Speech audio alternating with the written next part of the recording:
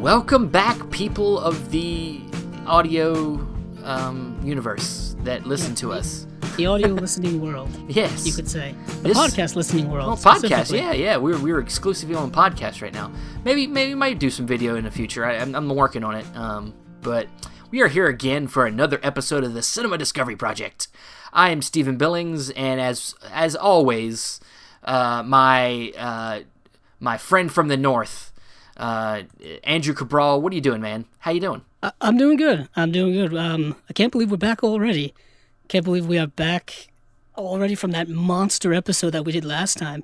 I'm still tired from that. Yeah, I don't think either of us expected that would go that long.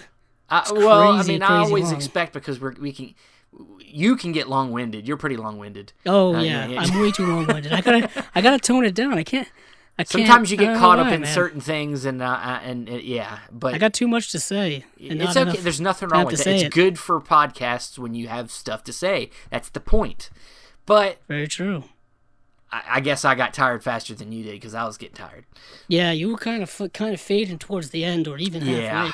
But I mean, we don't typically go that long. I mean, typically we're about at an hour and 15 minutes. That's about our normal. Yeah, that is a typical episode of the Cinema Discovery Project. Yeah. This before we get into our main topic this time, which we're doing a brand new spotlight because we haven't done one in quite a while. It's been a couple months, yeah. Because we usually try to do one a month, but we got caught up with all kinds of other stuff in February. February is also like a shorter month by a couple of days. This year was extended by an extra day. We got caught up. We got caught up all in the Academy Award stuff. Yes, and, yes, we did. All that best of the year stuff, and we were busy at the beginning of the year, but now we're gonna bring back Spotlight, and before we do, we got at least one news topic we want to bring up. Yes, I mean kind of a big news when deal. it comes to the movie world. Kind of, I guess you could say legendary. I mean, he probably has so many different titles, but James Lipton, who was the host of Inside the Actors Studio, passed away. Unfortunately, passed away at the age of 93, which is older than either Stephen or I thought he was. Yeah, I if you'd asked me, I would have said maybe like early 80s at the most. But though he, obviously older man when he did a show, but he always seemed so like, though he talks very eloquently and I know. Slow. I wish I had. I didn't think he was that old, though. He was like in his 70s when we were watching him. I wish I had his relaxed candor. Yeah. I mean, I don't know if he was like that in life or if that was just something he did on Inside the Actors Studio, but I wish I was that mellow and calm. I'm always so damn nervous all the freaking time. I love Will Ferrell's parody of him on SNL. Yeah. Yes. Hilarious. He was born on September 19th, 1926, and passed away March 2nd, 2020. Yeah. And like I said, 93 years old. He was a host, writer, teacher, actor, producer, lyricist, creator and host of Inside the Actors Studio. Really just, if you've never seen Inside the Actors Studio, it's a fascinating, just candid look at like people in the movie industry. And him just interviewing them with us. He had a certain set of certain life questions. He'd always ask them at the end of each episode. But typically the show is talking with an actor or a director about their filmography. Kind of highlighting their career and just celebrating that person. He had hosted for 24 years. Yeah. And he had stepped down in September of 2018. Now, Stephen had mentioned that he passed away from bladder cancer. Now, whether he was battling that at the time, I'm not quite sure, or whether this was a recent thing that he was battling, but sadly, he did pass away from cancer, which tends to get a lot of people. Tends to get most both of us. Young and old. Yeah. I mean, it has no preference when it comes to age. Yeah. I mean, I had it when I was 3 years old. Younger people than I had it, older people than I have it, teenagers, men, women. It's everywhere. Yeah. But speaking of what's everywhere, quickly, something that's I guess kind of ties into when we did our the episode we did right before this. was the one where we did all the movie releases in the theaters this year. One has already been moved. It's been 2 weeks. One's already been moved. Yeah. And that would be James Bond, No Time to Die, which was coming out in I guess April. you decided you wanted to talk about Moved this. to November. You know what, Steven? I decided to make this transition on a whim. Yeah. He brought this up before, and I was like, hey, we could make an episode talking. But now he's decided I just want to mention it because it ties into our previous episode. I know, I'm going rogue. Wow, you know what? Let me just leave. Let me just let this be get your out episode. Of here, no, I'm just kidding. I don't even need you. I don't give a shit. I'm just kidding. But yeah, it got moved to November.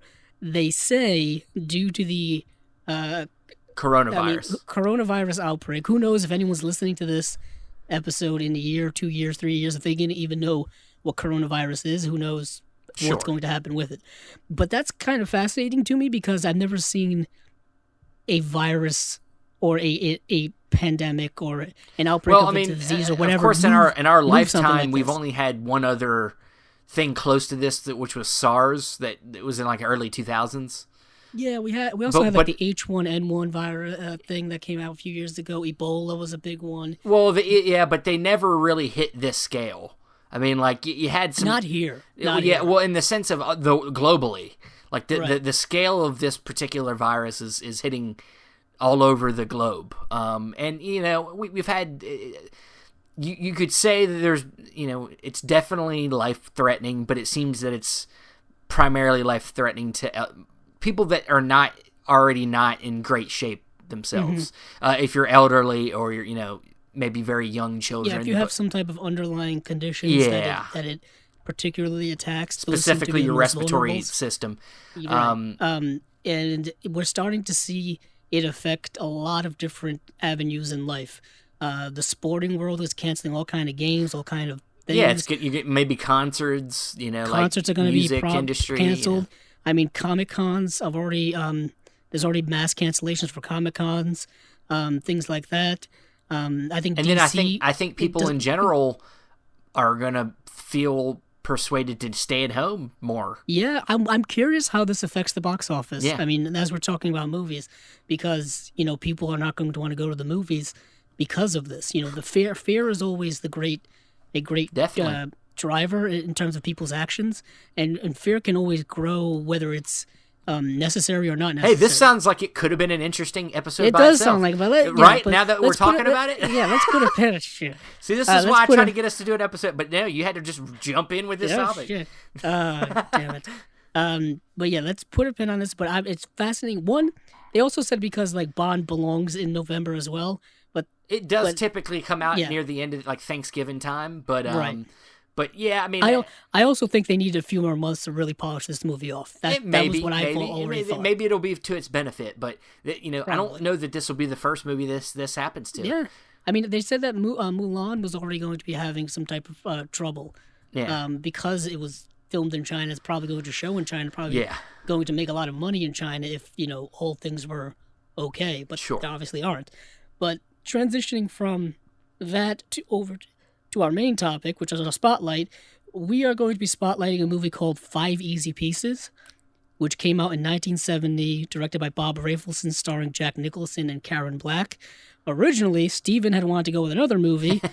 He wanted to go with El Topo, which was okay. Look, I swing Alejandro for Jodorowsky's film. I swing for the fences. I hadn't seen hard. Yeah, I hadn't Look, I hadn't seen the movie either. Okay, but I know it's kind of a very popular cult movie. Yes, and I was like, look, this would be cool. And I was searching for movies at their 50th anniversary because also I didn't say this is our 50th episode. Oh yes, this is our 50th episode. I was like, hey, 50. We'll do a 50th anniversary movies, so nice and crisp on 1970. And I was looking through the movies, and I was like, oh, I've heard about this. I've wanted to check it out. I'm about to get that big box set from the Arrow. Yeah, the Arrow set from Jodorowsky is how you say his name. I mean, some people call him Jodorowsky, depending on your pronunciation. But I'm about to Alejandro get that set Jodorowsky. also, so I'm about to dive into him soon. What I know about Jodorowsky is that I watched the Dune documentary a few years ago, Jodorowsky's Dune, where he was going to make Dune, and it was going to be the most ambitious movie of its time. Yeah. It was before Star Wars. But then David Lynch did it, so. Sci-fi thing, and then like it just fell apart. He couldn't get funding for it because nobody would take the risk on it. Yeah. He had so many wild, ambitious things, but he's a wild filmmaker, and I didn't think I had enough time to prepare myself to watch the movie and try to interpret it, because his movies are nuts. No. See, let me go ahead and say this before we get into it. Like as I promised in some episodes back, we're gonna try to do some more ambitious topics, some more ambitious films. Part of that is that we're gonna try to be a little bit more. We're gonna plan a little bit more ahead.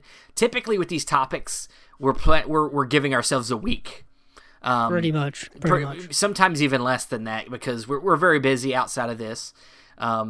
But we're gonna probably have a meeting and try to set up as many episodes in advance as we can. We feel comfortable so that we can research these topics to give you a better episodes.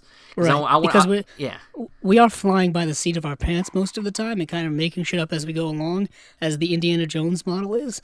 So I think we'll definitely be planning these out more concretely so we can prepare for them better. Yeah, we want to give you better episodes, and also for our own personal selves, research and it educates ourselves better.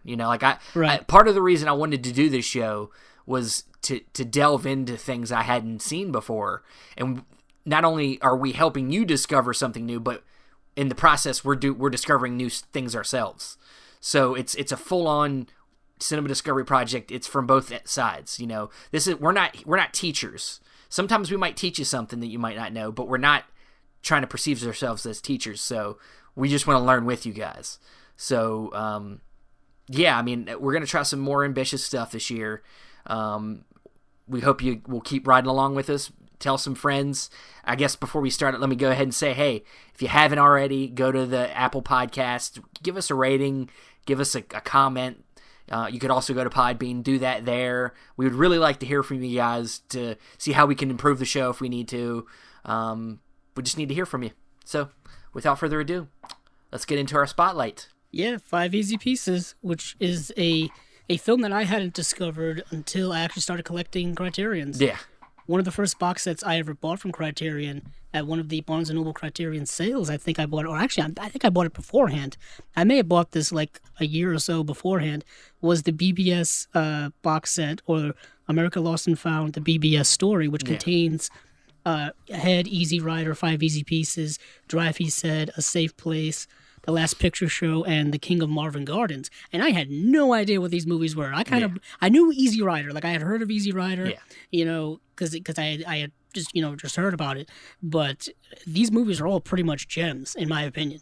But 5 Easy Pieces is interesting because it's an early film that stars Jack Nicholson before people really knew who Jack Nicholson was. Sure. This was before One Flew Over the Cuckoo's Nest, before he was in Terms of Endearment, before he was in Batman, before he was in really any of his marquee movies. Yeah, Chinatown.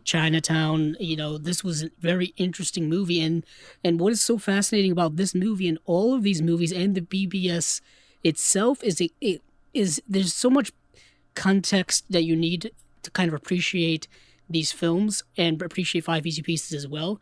The BBS was basically kind of this independent, production film company that was started by Bob Rafelson, as well as I think Burt Roos was his name, and basically they were born out of the collapse of the old studio system in the 60s, where all the old giants, the big moguls, had passed away, and like the companies were being bought up by the studios were being bought up by giant corporations and stuff like that. So now you had all of these different small independent almost grindhouse. That's when the grindhouse movies came out, the B movies, the drive-in movies, all that kind of stuff. Roger Corman and all that kind of stuff. Coincidentally, I was gonna say Corman directed Nicholson not too long before this.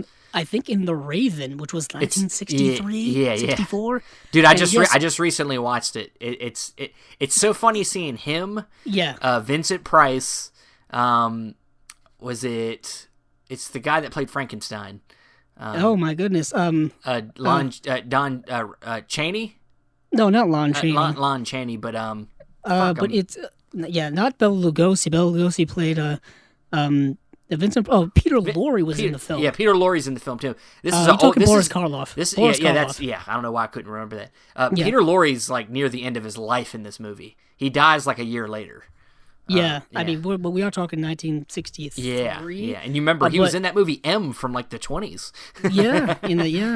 and what is interesting is a lot of the actors and directors, producers, writers started off in that mid to late 60s era of independent cinema. Yeah. Martin Scorsese, Francis Ford Coppola, Jack Nicholson, like we said, was in there as well. Vincent Price was in all kinds of those movies. That's kind of where Vincent Price became Vincent Price. He was in all these AIP, Roger Corman, Edgar Allan Poe adaptations. Essentially, I just watched 6 of these movies. Oh damn! Let's see if you didn't. I have that box set from Arrow, the Gothic stories. Oh, that's awesome. Yeah. That's a whole episode in and of itself. Dude, calm down. You're like ruining like 5 episodes in one. Like, oh shit, I'm having a rare night. So a lot of that came out of that. So these films were all really unique, and Dive Easy Pieces is unique as well. And the reason, and what's so interesting about it is it's such a raw film. It's a film that's not romanticizing life or anything like that. It's such a movie that feels like from that era. Well, it feels like it's a movie that feels like it's in the moment. Yes. And it very much, it's very much just character driven. This is not a movie that's story driven. No. It's not complex. It's just very much about the journey of this one man who is basically trying to not have responsibility of anything. He's just it's an existential journey with Jack Nicholson's character, who his name is Robert Eroica Dupuy, I think his name is. That sounds like a white name. Yeah, they call him Bob in the movie. Nobody calls him Robert. Yeah, they call him Bob. But when the movie first opens, we see him. He's working like on the oil field or working construction. Something it looked like an oil field. Yeah. Yeah, it was an oil field. I saw the drums and whatnot. And he's working there, and what's so fascinating is when it opens, you get this. You don't really understand who this character is.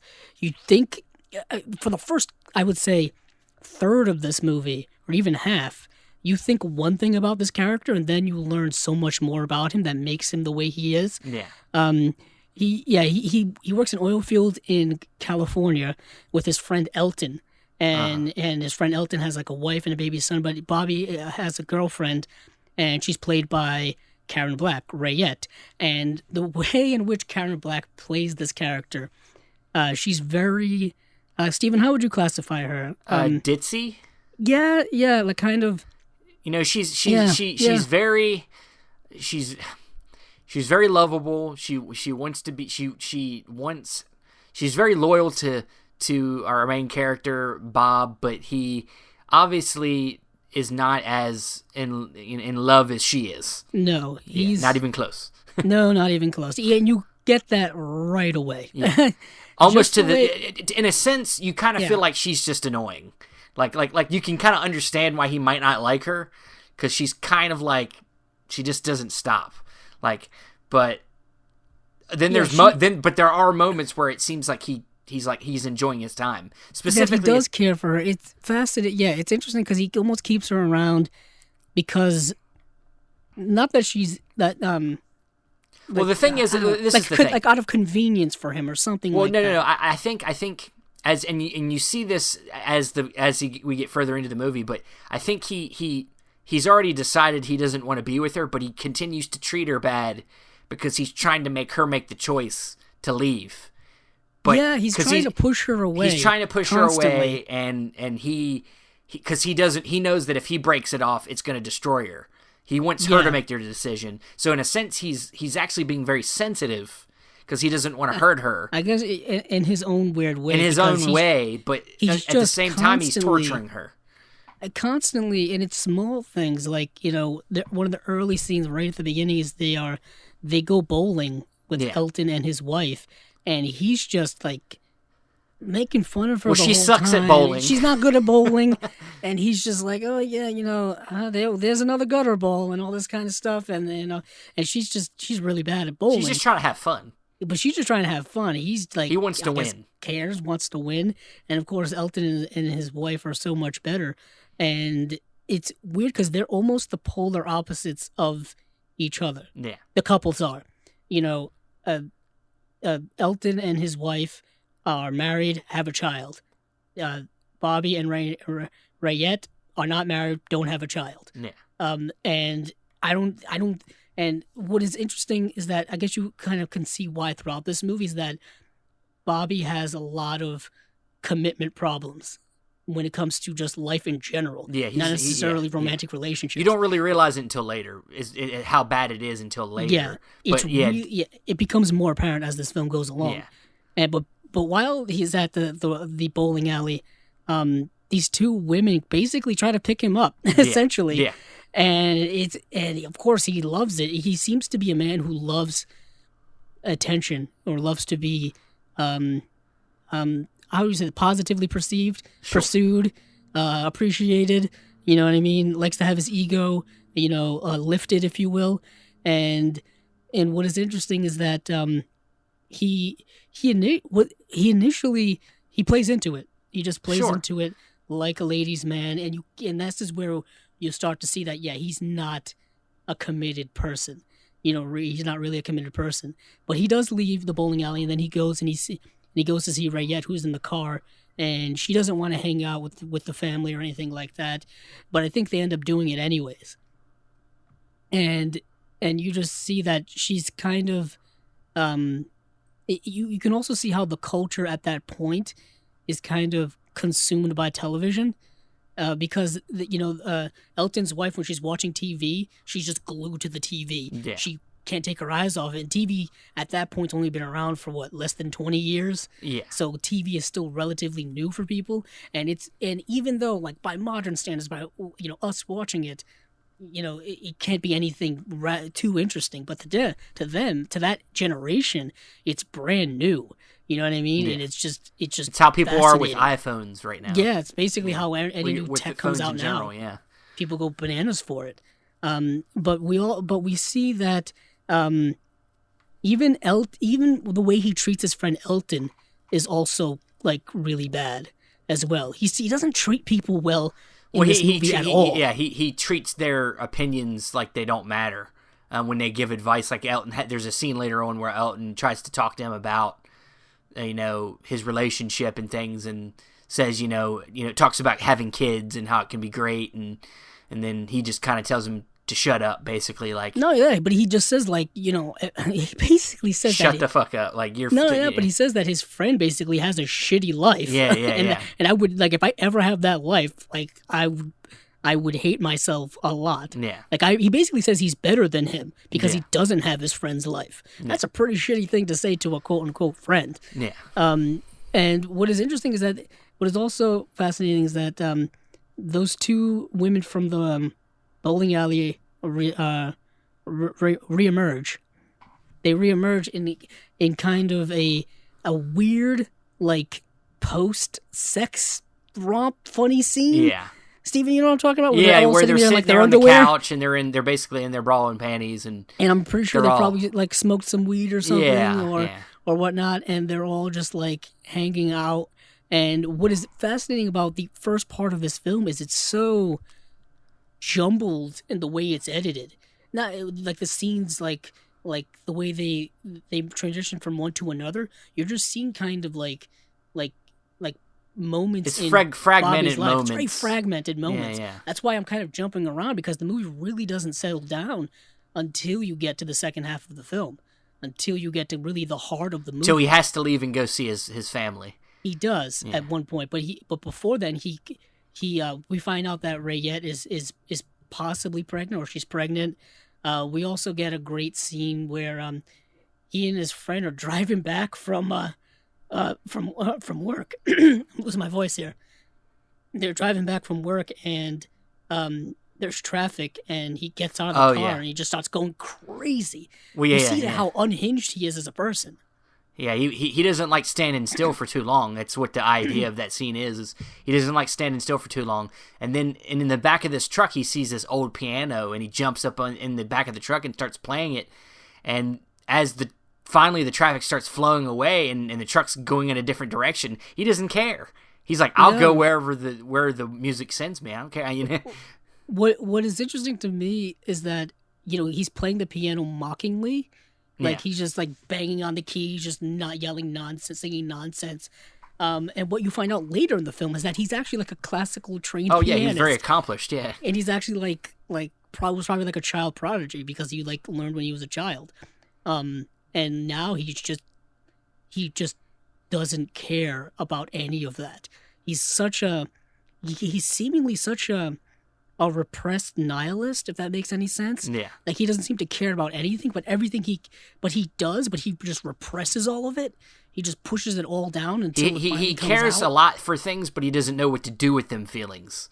Because he doesn't like to commit to anything. Even his own responsibilities that he creates for himself, like his talent for the piano, he doesn't even want to claim that responsibility. No, he doesn't even think he's any good. I mean, this is scene later on we'll get to where he plays this wonderful one, like what we perceive as fantastic, and what like another character perceives as fantastic, just gorgeous. And he's like, I did it better when I was like 8 years old. I'm garbage now, by comparison. That sense of self-loathing is very, very real.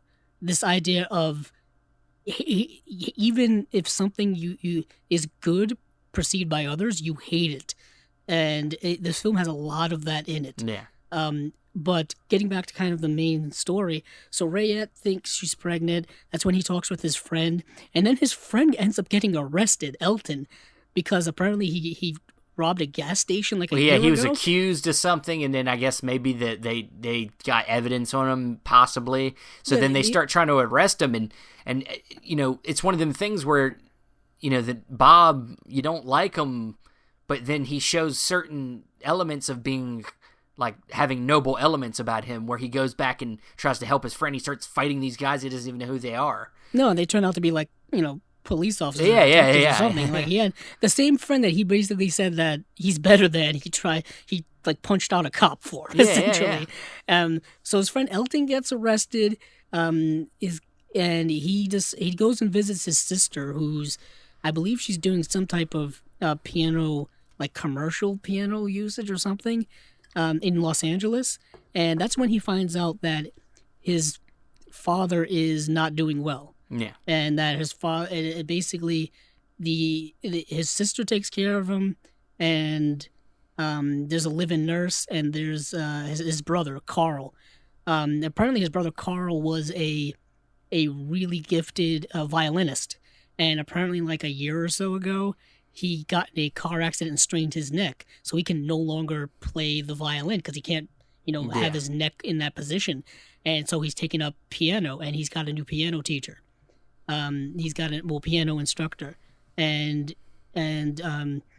she, and so she lives there as well. But we'll get to her soon because she plays a big role in the second half of this movie. So he decides that he's going to basically, he quit his job, just flats out says, I don't need this job anymore. Yeah. Quits his job. He's going to leave Rayette there to not, and like, I'll be back in a couple of weeks. And she's like crying and beside herself. And basically he feels like, this is again what we were saying before, he feels bad for her. And decides that he's about to leave. He's like halfway out the door, and he goes back and he says, "Do you want to come with me?" Yeah.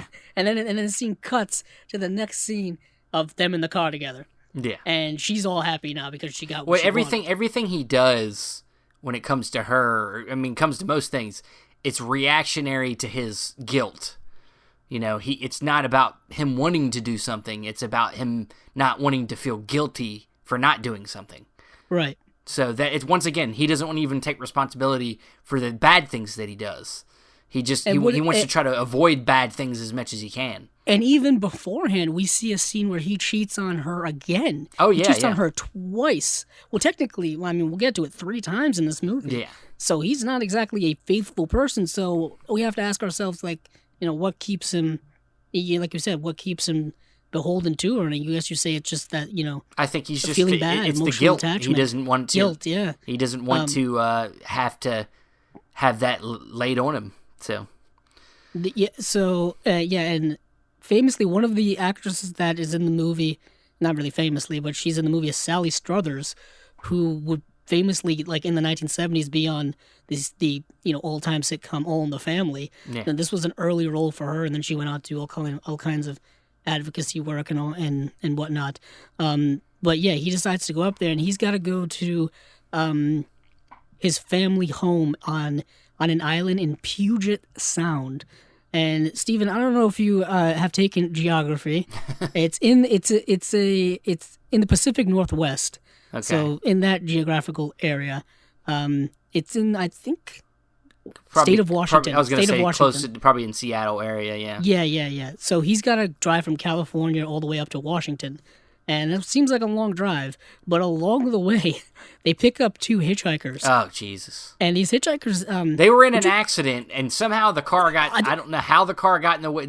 It's like up on a mountain, sideways. If it was turned the other way, it would have made more sense to me. It was... Yeah, it's like on a slant, like where the tires are ditch. up the mountain. I don't know how it got in that position. I don't know how they drove off the road like that. Did they go like up the mountain and then crash back down? I think they tried to drive up the mountain sideways, and it just didn't work out. I don't know. They have to explain that one to me in a commentary or something, because. Yeah, and these two women, could you say that they are they're not really hippies, but man, they are interesting. They're kind of like him. They're kind of like Bob in a way, in the sense that they seem like they're nomadish. Yeah, where they have their they're obviously a little bit, maybe a little political, like you said, a little bit more like maybe hippies types possibly, but they're definitely nomadic. They seem to be like hitchhiking and going places. They don't live anywhere. They're just kind of like riding by the seat of their pants. They're like, we'll go to Seattle, sure. But not only that, but they're heading up to Alaska. Yeah, they're going to Alaska, yeah. Because this idea, I guess, like new opportunity in Alaska and all that. Well, they said it's clean there. Cleaner there because they have this thing with filth. Like, the world just filled with filth. Like, literal filth, like, theoretical filth, like, just filth everywhere. They just keep bringing this point back up over and over again. And there's just a montage of one of them just talking about it constantly. And Bobby just can't take it. He's just so almost annoyed by it. But what is a scene that a lot of people talk about is there's a scene at a diner where they stop. Oh, I love the scene. Yeah. And the scene is they stop for breakfast, I think. And he's ordering something, and for some reason he wants toast, and they won't give it to him. Like it doesn't, like the meal doesn't come with toast or something like that, and you can only get, I guess, what the menu gives you. Yeah. And he's like, well, I mean, you have bread, and you can toast it, so just give me toast. And then he even like, offers no substitutions to buy a sandwich that Yes. costs more than what toast should cost. So just make that sandwich but hold everything that's between the sandwich and just give me the toast. Yeah, it's a chicken sandwich, and it's just like, hold the lettuce, hold the tomato, hold the mayo, and then hold the chicken, and just give me the toast, and they just won't do it, and he just freaks out. He wipes the table. He just slaps everything off the table, and they get kicked out. So what do you think that this particular scene is trying to talk about here? If I had to guess, it seems like, I don't know, this idea of maybe. I would say through my head. I was gonna say, maybe it's talking about how he feels like he doesn't like the structures of society. Yeah, that's what I was it's saying, talking about the structures of society. How things have to be a certain way. They have their rules for this sandwich that he feels like the rules of society are unnecessary, or the way that people live life in the way they do is unnecessary, and that you should just be able to do what you want all the time. Well, if he, I mean, I guess we could say that perhaps he personifies the free spirit of free thinking. Yeah.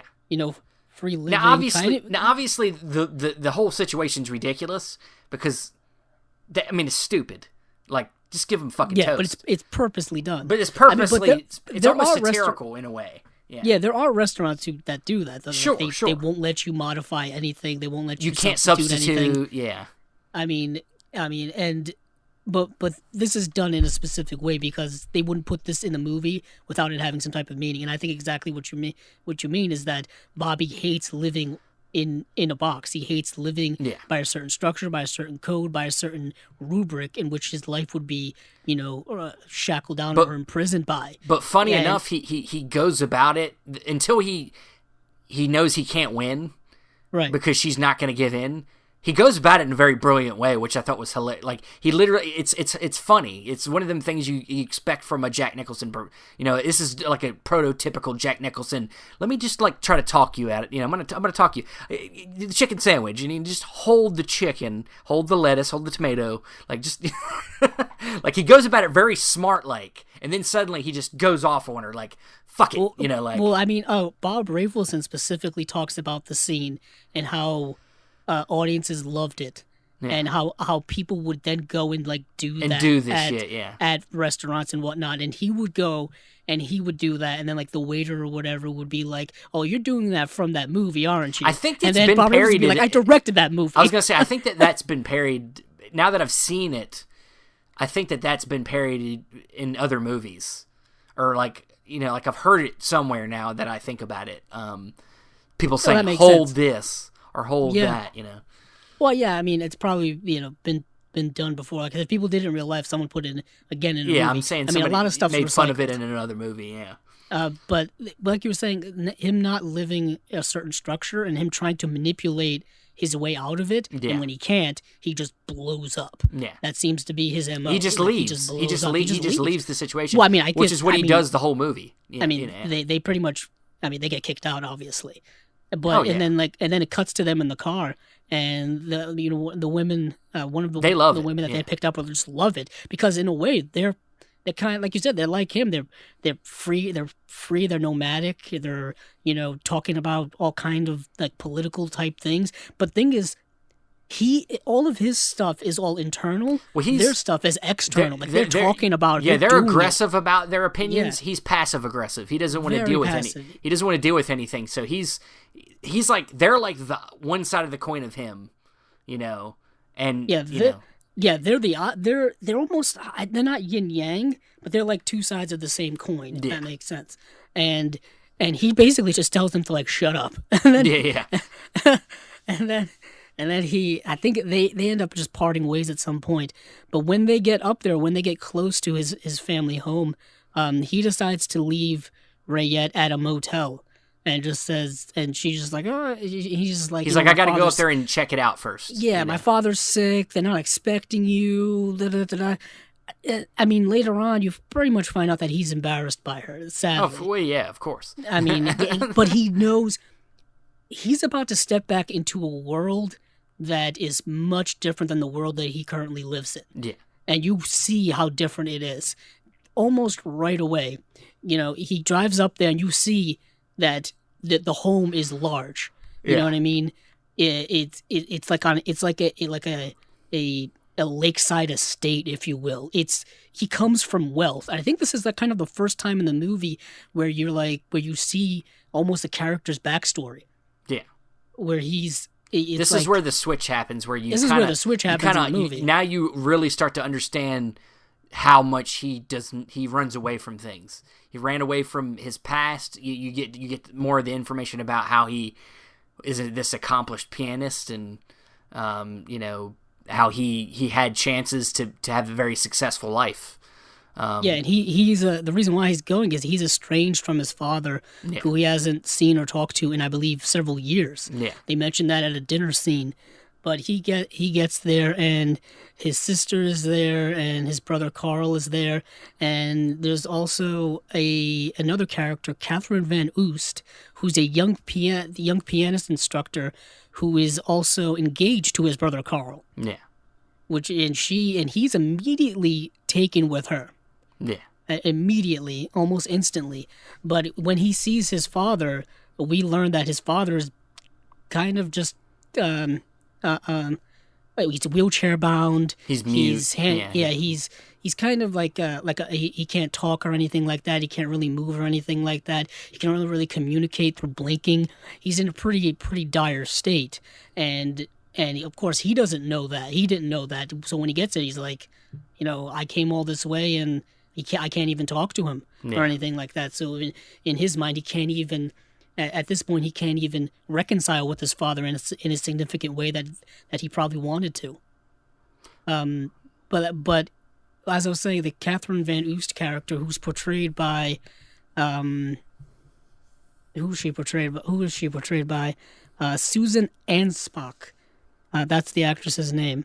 And she is interesting because what's so fascinating about her is she's so the opposite of him in every way.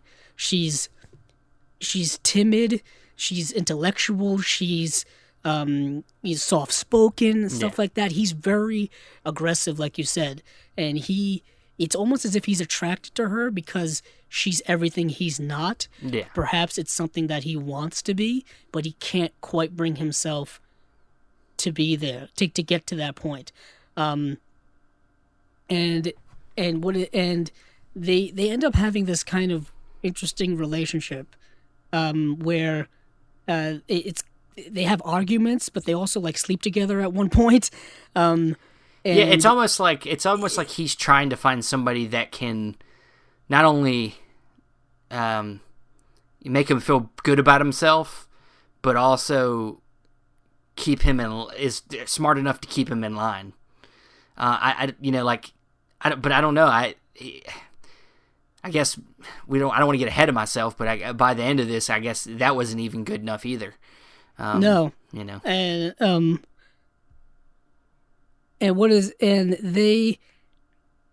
they do have a confrontation, not even a confrontation, but a final discussion, if you will, later on in the movie. But while he's up there, you see him try to get reimmersed back into his old life. You see him even small stuff, like the way he dresses is different. He's no longer dressing like he was dressing when he was living in his other life in California. He's back to dressing in proper clothes, trying to fit in, and he even tries to kind of talk and act differently than he was talking and acting before, because he's back in this kind of upper class society world where there's there's grand pianos, and they listen, and they don't there's not a television in that house. I don't think you never see one. I don't even think there's a radio in there. It's an old intellectual style of living that you wouldn't expect from this character that we just saw in the first half of the film be somebody who gets drunk, or somebody who is cheats on his girlfriend and all that kind of stuff. You don't expect that from someone coming out of this world. But it kind of goes back to that diner scene, Stephen, where you can kind of understand now why he left this world, because it's too constraining. Yeah. He can't live within these rules. Yeah, this whole movie is not only about him running away from responsibility, but it is definitely an identity movie. It's a film about identity, him not knowing, what kind of person he wants to be. I got that exact same feeling. Yeah, I thought it's such an existential film, where he runs away from that other world that we saw him in, back to his old world, and he doesn't even fit in there. He doesn't know where he fits in. In both worlds, he feels like he has to put on some kind of costume to live in it. He doesn't. Yeah. He's not being his true self in both worlds. There are some really good scenes in here. Specifically, I mean, before we get to like the major scene, which this film I think is really well known for, I mean, there's great scenes between him and his sister. You see that kind of family bond that he had with his sister, even with his brother Carl, who is kind of like a goofy guy. Yeah. He's really little nutty. He's kind of a little like when they're playing ping pong. Yeah. And he's just destroying him in ping pong. Bobby is, but he doesn't care. Just like his brother's like, "Hey, you want to go again?" It's like, "Oh, I beat you 3 times in a row already." And the guy's like, "Oh, 4th time, why not?" And he's chasing the ball when it goes flying, and he just seems like he's loving it. And it doesn't look like a bad life, you know what I mean, that he ran away from. Obviously, there's the safety, security, the luxury of wealth. I mean, there's either a family members that clearly care about you. I mean, we never really quite know what his relationship was with his father that caused the rift. Was his father a strict disciplinarian or something like that? Maybe there was expectations, probably. Expectations that he felt he couldn't live up to, or that he didn't want to live up to. Yeah. I mean, that would lead us to believe that that's why he left. Yeah. I mean, kind of like the black sheep of the family. And I mean, what's kind of great about this film is that it makes you have to think about all those things that the film doesn't tell you. Yeah. The film just gives you like little clues and little insights into his backstory and into his life, and you kind of have to like fill in the gaps for yourself. Yeah, there's a difference with good writing. There is a difference between bad writing that doesn't really give you enough context, and subtle things that can give you context clues to what could possibly be going. Sometimes movies leave out things for a reason, and you can fill it in with your imagination. But it's about choosing which things to not put in. That's important, and bad writing decides to leave out things that is typically something we would probably like to know.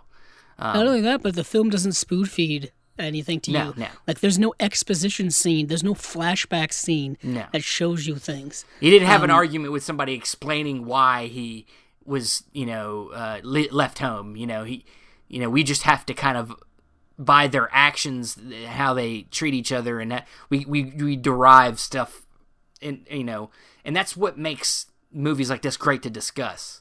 Because we all have our different takes on it. What we think might have been the reason something happened, or why he chose to do certain things. And the writer of the screenplay was Carol Eastman, and along with Bob Rafelson, who worked on the story. But she wrote several movies with Jack Nicholson as well. I think 3 or 4 movies that also featured Jack Nicholson as well. And she was nominated for 1 Oscar, and I believe it was for 5 Easy Pieces. Shared with Bob Rafelson, of course. So what also ends up happening is after he gets incrementally closer to the Catherine, of course Karen Black returns. She's run out of money and run out of things She's been to do gone. with motel. She's been left at that motel for 2 weeks. Yeah, and now she decides to just find him and come up there herself. Well, she just shows up. Yeah. She just shows up randomly, and then you just see her like at the dinner table, just talking, and just she's saying definitely stuff, and it's like definitely out of her element. You could tell she's out of her element, and it becomes more apparent because the Catherine and Bobby, like, they meet like on the road, because Catherine's going to pick up like friends of hers and Carl's for dinner or whatnot, and Bobby's in the other car going the opposite direction. And after that, the people that she brings there are the snootiest, most pretentious, intellectual people you've ever wanted to see, and they're purposely, I think, portrayed. I think they're purposely portrayed as that, because it just shows, how out of touch Bobby is with this world. And because he knows these people. Yeah. He doesn't know them personally, but he knows these type of people. He's like, these are the people that made me want to leave in the first place. Yeah, it's like, and he tells them, and he finally, and because Karen Black is so bored, Rayette is so bored, she just like starts saying stuff, like just starts being herself.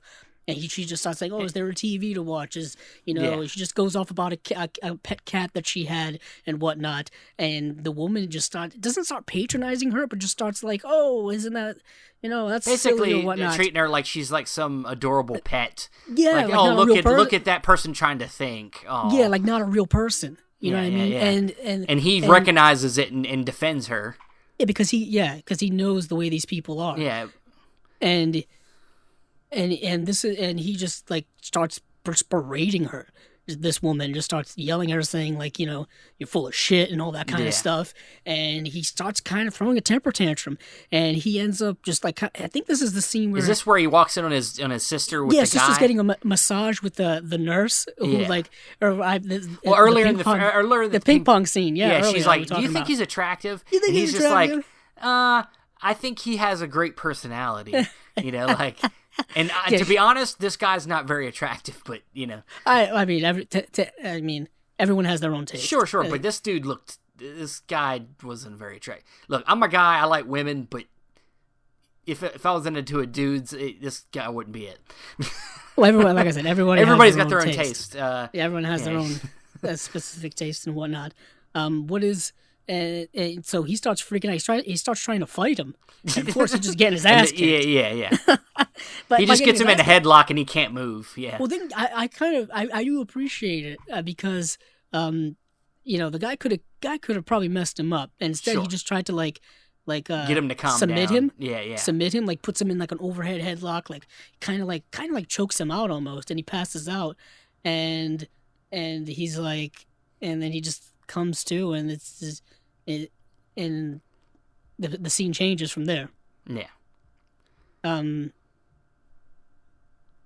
It's and then I think I think the next are we at that scene yet? I think we're basically. I mean, like there's some other scenes before it, but like the real next big scene is where he has the talk with his father. Yeah.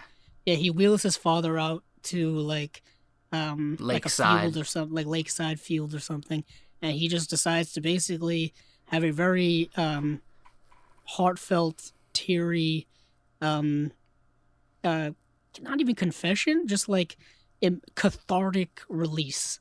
At least that's the way I kind of saw it. Yeah, I mean, he I think he feels comfortable doing it because he knows that his father can't respond. He didn't have to have an argument with somebody. But I believe before this scene is when he has the final confrontation with Catherine. Am I right about it? Yeah. Yeah, maybe. And I think that's what prompts him to finally confront his father and then leaves. Yeah. So the Catherine scene is kind of important because I think it prompts him to see his father, to have this final confrontation with his father. Basically, he wants her to come away with him, and she doesn't. She just denies him. Yeah, because she's smart. Yeah. And because she basically says that he's a mess of a person. Yeah. He doesn't love himself, and he doesn't love anything. He has no real goals, aspirations, no real sense of identity. He's just, he's a lost person. He's a lost person, kind of nothing. He's like tears in rain. I mean, just quote Blade Runner. Essentially, he's just Of course there. You would. Of course I would. I quote it every day. And this is when he decides to talk to his father. It's a gorgeous, fantastic scene. Really, this is when we see Jack Nicholson's acting prowess. This is that scene in the movie where you're like, and the Oscar goes to, Yeah. I mean, the movie was nominated for 4 Oscars, and I believe one of them was... He was nominated. Was for Jack Nicholson. Yeah. Actually, Karen Black was also nominated for Best Supporting as well. That's like the Marissa Tomei nomination. Oh, come on, My Cousin, Stephen. where she's Marissa like, hey, you're very annoying. Oh, she was amazing in that movie. Don't lie to yourself. No, I love Marissa Tomei in that movie. I know. I love My Cousin Vinny. Yeah.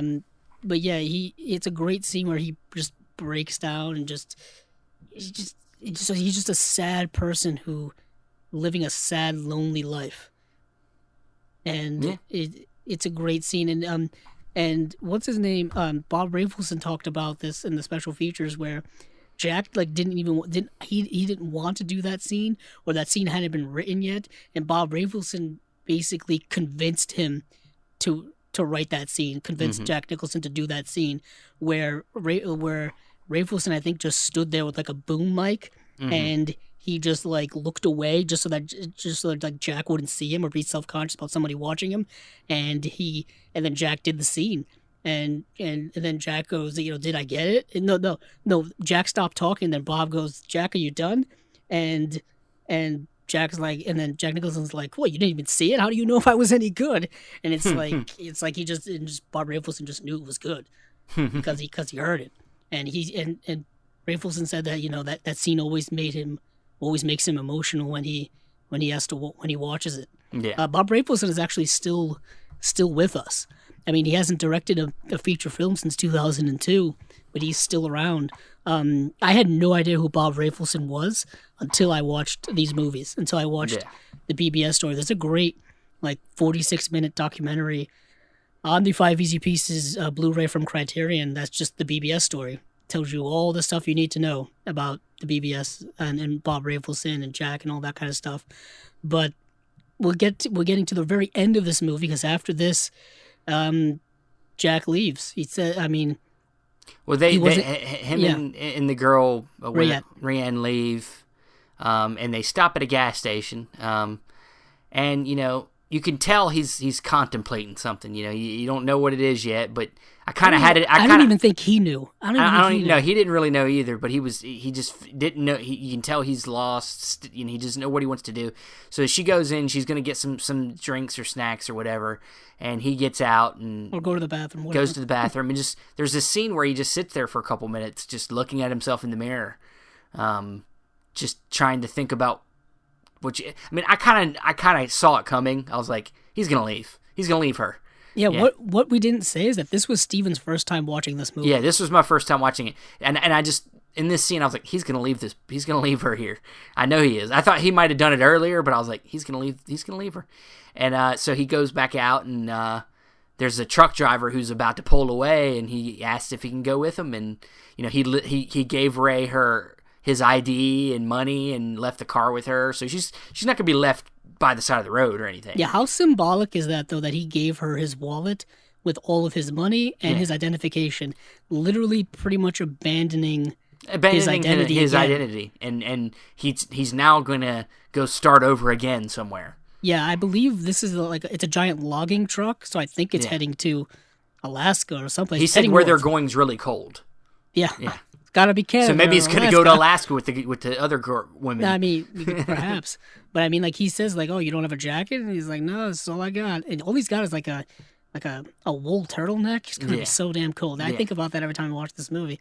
But he pulls away, and the camera pans up to a massive wide shot of just the gas station that they were stopped at, and the credits start rolling, and you see Rayette looking for him. Walk by, she's looking for him, and then that's it. That's the way the movie pulls ends. Away.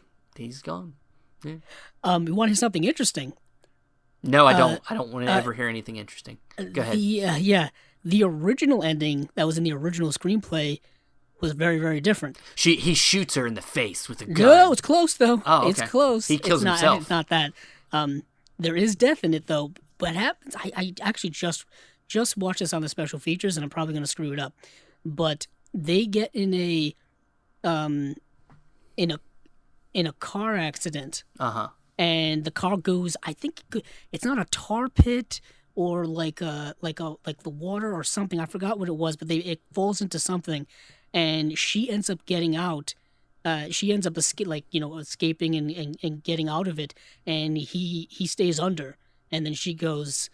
She says something like, Bob, you son of a bitch, or something like that, because he leaves her, by death. Yeah. And Bob Rafelson didn't like that ending because it reminded him too much of suicide.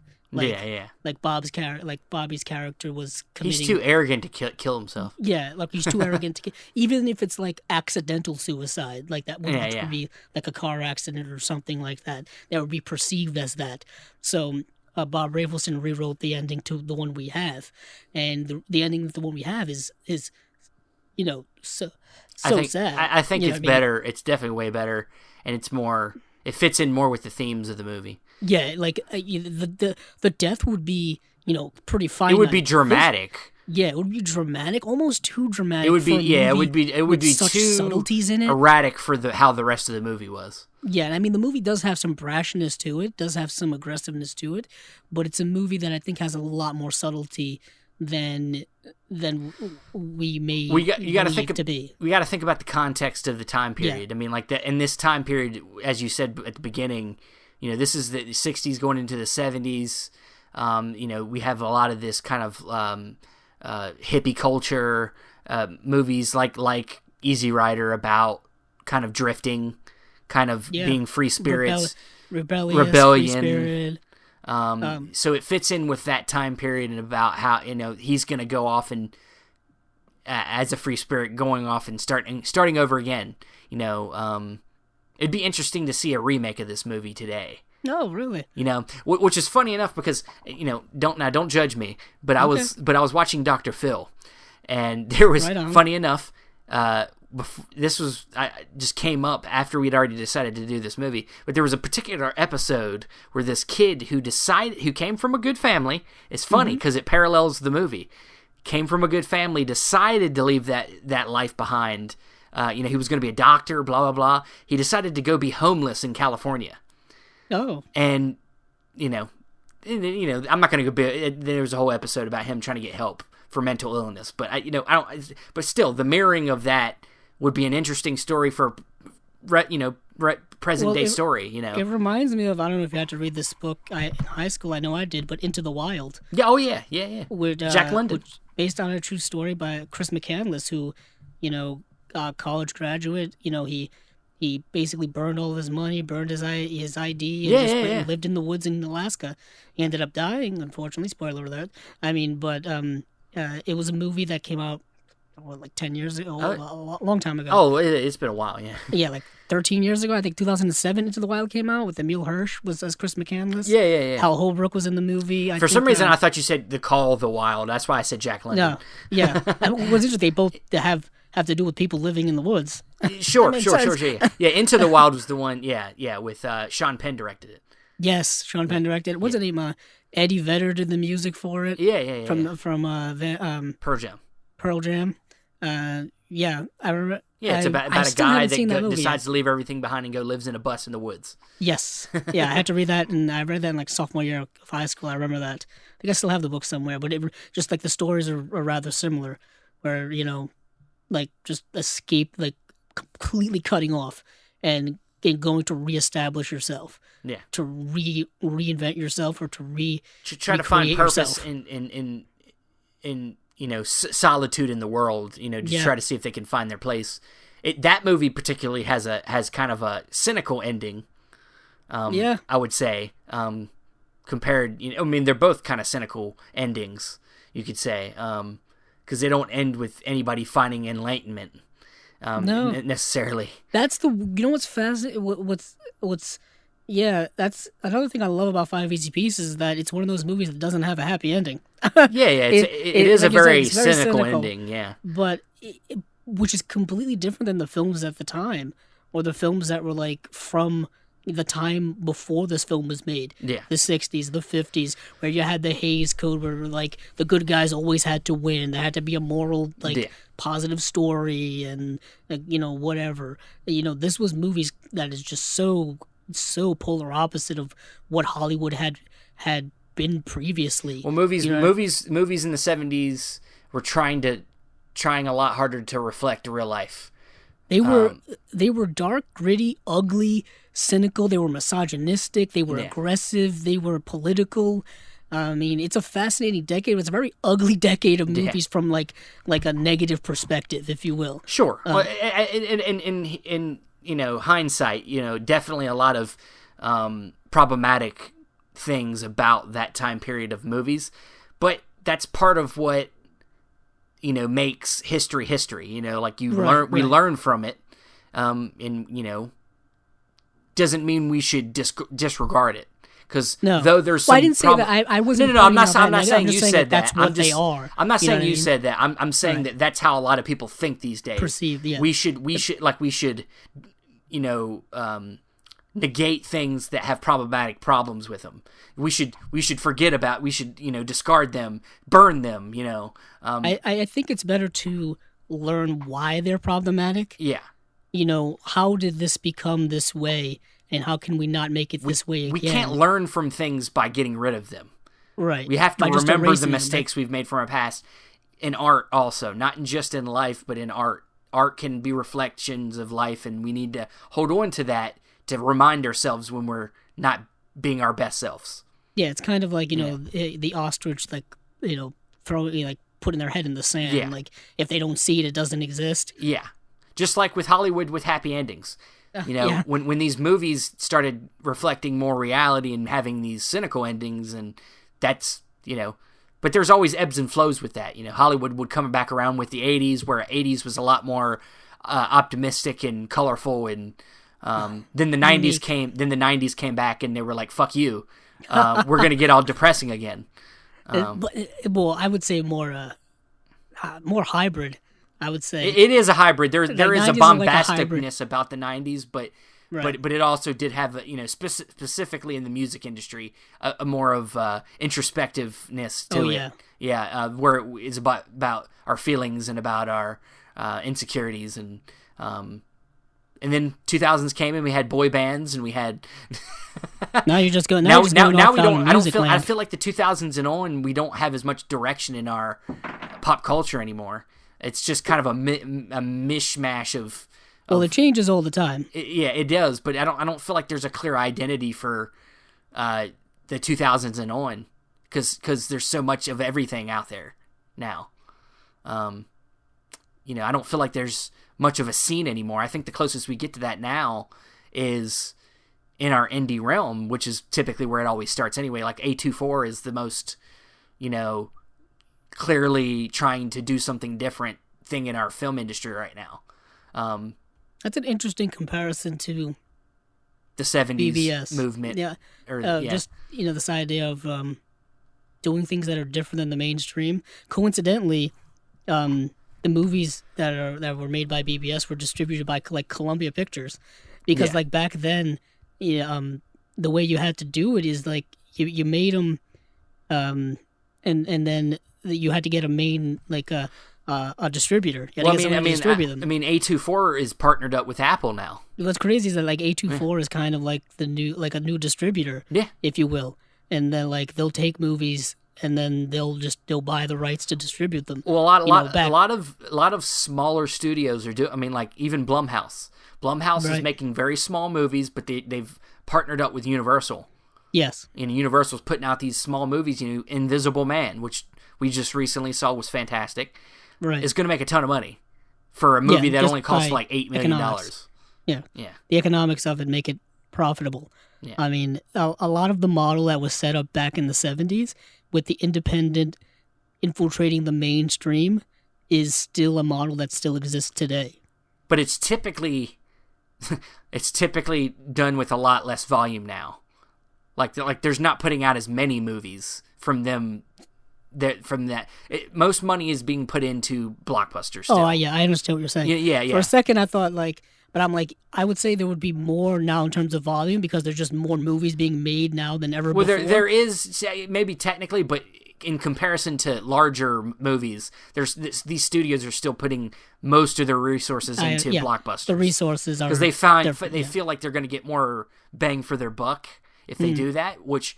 I think that they need to learn that that's not necessarily the greatest bet. I think it's better to spend less on something that's has a possibility to have greater quality, and even if it doesn't end up having big bucks involved, at least you don't lose anything. Because if you make a movie for $8 million, you're probably going to get that money back at least. Most movies don't go into theaters and don't make less than $8 million. Unless they're really unknown, or unless you can't market it in some way, maybe. But it's typically not the case. Some of these really crappy Blumhouse movies still make $200 million. Yeah, but that's kind of genre specific. There's some genres hit more than others. Like the horror genre is a money making genre. It is booming today. right now. Yeah, it's booming right now. Even like you said, the less quality films will still make the money. I don't know how this is tying we're into getting a little. Five Easy Pieces. We derived from talking about the indie realm, independent cinema. But getting back on track. 5 Easy Pieces. This is, like I said, first time I watched it. Fantastic film. Definitely, if you're into Nicholson, go back, watch this movie. You get a great performance. Probably his first real great performance from him. Oh, most definitely. And also, of course, I need to get the set so I can watch these other. I've seen Easy Rider, but I'd like to watch some of these other movies in that set to get a little bit more. I tell you, anybody out there who wants this set, I highly recommend it. I think The Last Picture Show is one of the best movies I've ever seen. Too. Yeah. I've ever seen. Directed by Peter Bogdanovich, who was around during that era, and he's actually on like a lot of these special features on here. Cool. Well, I think that's going to wrap us up for this episode of the Cinema Discovery Project. Where can we find you, Andrew? You can find me on Twitter at Capzilla06, as well as my YouTube channel, Capzilla Productions. And you can find me on Facebook, Stephen Billings. You can also find this podcast on Facebook. We'll have links there. Cinema Discovery Project. You can find the audio also on Podbean and Apple Podcasts. Please, like I said before, leave us a rating. Leave us a review. We'd like to hear from you. And that will be it for this episode. Thanks for listening. And hey, keep on watching them movies. I know I will.